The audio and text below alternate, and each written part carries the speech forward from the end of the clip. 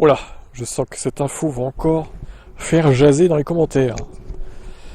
Alors là, le titre, c'est pas moi qui le mets le titre. Le titre d'Automobile Propre, c'est, voyons, premier trimestre, la chute des ventes est pire que prévu pour Tesla. C'est pas moi qui le dis, c'est Automobile Propre. Tesla a publié ses chiffres officiels pour le premier trimestre 2025. Le constructeur automobile annonce avoir livré 336 681 véhicules électriques, moins 13% en glissement annuel, au cours des 3 premiers mois de l'année. Un chiffre largement inférieur aux attentes. C'est environ 50 000 unités de moins que prévu. Donc on était autour des 380 000, quoi, en prévision. Alors ils ont divers problèmes, notamment une demande plus faible en Europe et la transition entre l'ancien et le nouveau modèle. Tesla s'attendait à moins de livraisons au premier trimestre. Le constructeur américain devait annoncer de 375 000 à 390 000 immatriculations sur les analystes. Mais les chiffres donc sont beaucoup plus bas au final.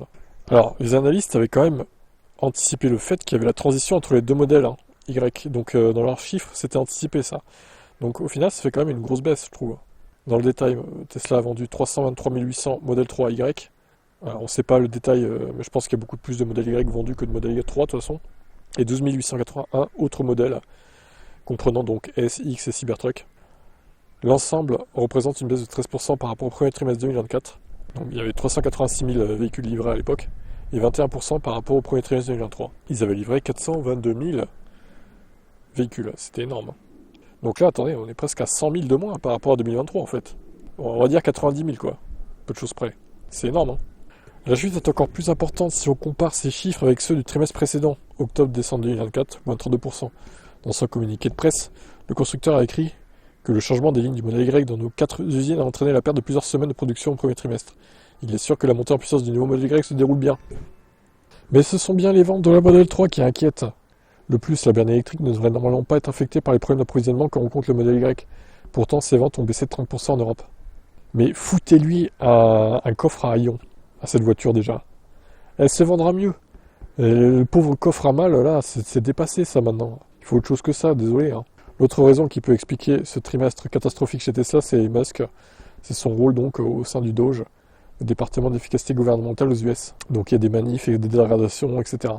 Mais contre toute attente, le milliardaire pourrait finalement quitter son rôle au sein de l'administration Trump dans les semaines à venir. Dans un récent article de Politico, on peut lire que Trump a dit à son cercle intime, y compris aux membres de son cabinet, qu'Elon Musk allait prochainement quitter ses fonctions au sein du DOGE. Suite à cette publication, l'action Tesla a bondi. Les investisseurs semblent heureux qu'Elon Musk consacre potentiellement plus de temps à Tesla. Ouais, mais ça encore une fois, méfiance. Est-ce que c'est pas pour manipuler encore le cours de l'action? Franchement, je me demande. Quelques heures après cette révélation, Caroline Leavitt, attachée de presse de la Maison-Blanche, a démenti l'info. Selon elle, ce scoop n'a aucun sens. La porte-parole précise qu'Elon Musk et le président Trump ont tous deux déclaré publiquement qu'Elon Musk quittera le gouvernement lorsque son incroyable travail au Doge sera terminé. Il est presque terminé peut-être. Qui sait.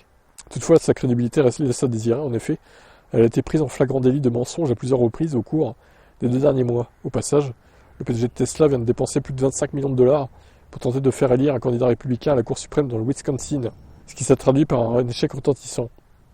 On imagine mal Musk quitter le navire aussi rapidement, surtout après tout ce qu'il a fait pour aider Trump. Même si c'était le cas, qu'il le faisait pour sauver Tesla, il y a peu de chances que les consommateurs oublient son comportement. C'est ça, en fait. Ce qu'il comprend pas, c'est qu'il faut qu'il quitte Tesla, et pas forcément le gouvernement, en fait. Tant qu'il restera dans les mailles de Tesla, dans le giron Tesla, ça sera toujours pareil, finalement. Ça empirera même, au final. Bon, écoutez, affaire à suivre. En tout cas, les chiffres sont pas bons, c'est clair et net.